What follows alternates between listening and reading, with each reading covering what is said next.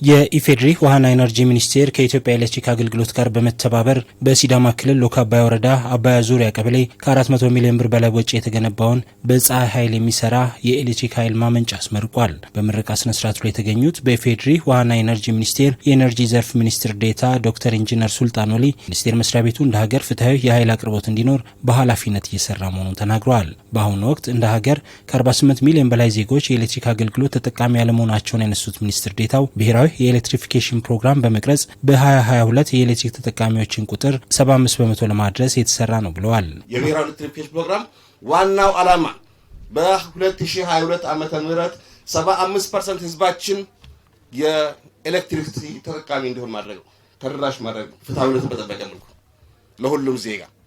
ያ ማለት ምንድነው? 48.7% ከብሔራዊ ግሪድ ኤሌክትሪክ ተጠቃሚ እንዲሆን፣ ቀሪው 26.25% ደግሞ ከኦፍ ግሪድ ቴክኖሎጂ በዋናነት ከሶላር ኢነርጂ የኤሌክትሪክ ተጠቃሚ እንዲሆን ማድረግ ውጥን አለን ነው።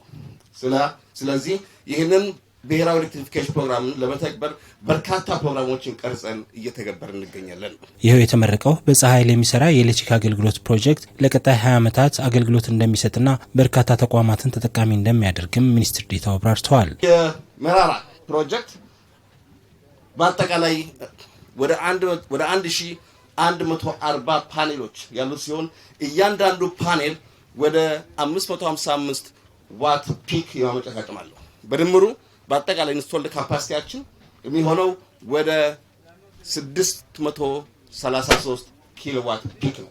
ከዛሬው ፕሮጀክት ብቻ በትንሹ ቅድም ሲባል እንደነበረው ወደ 2500 አባወራዎች ተጠቃሚ ያደርጋል ለቀጣይ 20 ዓመታት። የሲዳማ ክልል ውሃ ማዕድንና ኢነርጂ ቢሮ ኃላፊ ዶክተር ኢንጂነር ከበደ ጋኖሌ በበኩላቸው ይህ ፕሮጀክት የአካባቢው ማህበረሰብ የረጅም ጊዜ ጥያቄን የፈታ መሆኑን አንስተዋል። እንደዚህ አይነት ታዳሽ ኃይሎችን የሚገነባው ከግሪድ ርቆ ላሉ አካባቢዎች ስለሆነ ይህንን ችግር የክልሉ ውሃ ማዕድንና ኢነርጂ ቢሮ ችግር ያለባቸው ከኤሌክትሪክ ግሪድ ርቆ ያሉ አካባቢዎችን በትክክል በመለየት ለውሃና ኢነርጂ ሚኒስቴር ሰጥቶ እንደ ፕሮጀክት ሆኖ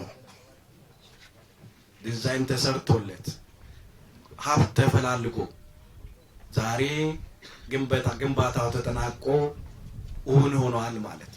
በኢትዮጵያ ኤሌክትሪክ አገልግሎት የሀገር አቀፍ ኤሌክትሪክ አቅርቦት ዳይሬክተር ኢንጂነር ጥላሁን ብርሃኑ በአሁኑ ወቅት እንደ ሀገር ከ22 በላይ ከፀሐይ ኃይል የሚሰሩ የኤሌክትሪክ ኃይል ፕሮጀክቶች ተሰርተው አገልግሎት እየሰጡ እንዳለና አገልግሎቱ ከጊዜ ወደ ጊዜ እያደገ መምጣቱን አስታውቀዋል።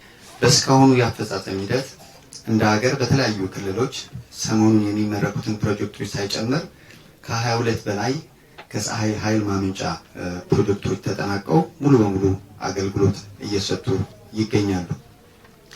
የጤናና የትምህርት ተቋማትን ጨምሮ ከ5137 በላይ የሚሆኑ አባወራዎች የ4 ሰዓት ኤሌክትሪክ አገልግሎት ተጠቃሚ የሆኑበት ሁኔታ ያለ ሲሆን ከዚህ በተጨማሪ ከ16 በላይ የሚሆኑ የፀሐይ ኃይል ማመንጫ ፕሮጀክቶች ተጠናቀው በቀጣይ ባሉ ቀናት በተለያዩ ክልሎች እያስመረቀን የምንቀጥል ይሆናል። የኤሌክትሪክ መብራቱ ተጠቃሚ የሆኑና ያነጋገርናቸው የአካባቢው ነዋሪዎች እንደሚሉት ከዚህ ቀደም የኤሌክትሪክ ኃይል ተጠቃሚ ሳይሆኑ በነበረበት ወቅት ይገጥማቸው የነበሩ ችግሮች አሁን ላይ እንደተቀረፉላቸውና በዚህም ትልቅ ደስታ እንደተሰማቸው ተናግረዋል። ስራ ይፈልጋሉ ብዬ ነበር። አሁን ግን መብራት ከመጣ እንደውም በራሴ ፈጥራ ሰራለሁ ብዬ አስቤ ነው አለሁት። ምንም ጸጉር ቤትም ቢከፍት ማሽን ቤት አውላ ምናምን ብሰራም ደስቲቪ አምጥቼም ቢያስከራይ በዚህ ስራ አሁን ድሮ መንግስት ነው ያል ነበር። አሁን ደግሞ በራሴ ስራ ፈጥሬ ሰራለሁ ብዬ አስባለሁ። በዚህ ስራ ማለት እዚህ አካባቢ ቆላ አካባቢ ስለሆነ የተለያዩ በሽታዎች በሰዎችም በእንስሳትም ላይ ይታያሉ እና ያንን በሕክምና እርዳታ ለማግኘት ራሱ እንቸገራለን። ጤና ጣቢያ መንግስት በጊዜ ሰርቷል። አገልግሎት ለመስጠት ማብራትም ስለሌለ ውሃም ስለሌለ በጣም ይቸገራሉ ባለሙያዎች እና ዝም ብሎ በግምት ነው መድኃኒት የሚሰጡትና የሚሰጡትም መድኃኒት መታገሻ ሰጥተው ላብራቶሪ ሄዳችሁ ወይም ወላይታ ሶዶ ሄዳችሁ ተመርመሩ ነው የሚሉት። ምክንያቱም በሽታ በግልጽ ማግኘት ስላልቻሉ ነው፣ መሳሪያ መታገዝ ስላልቻሉ ይቸገራሉ እና አሁን በአሁኑ ሰዓት ከተማውም እያደገች መጣች። ማብራቱ ከበራ በኋላ ያንን ሁሉ አገልግሎት በአንድ ቀን ነው ማግኘት የቻልነው።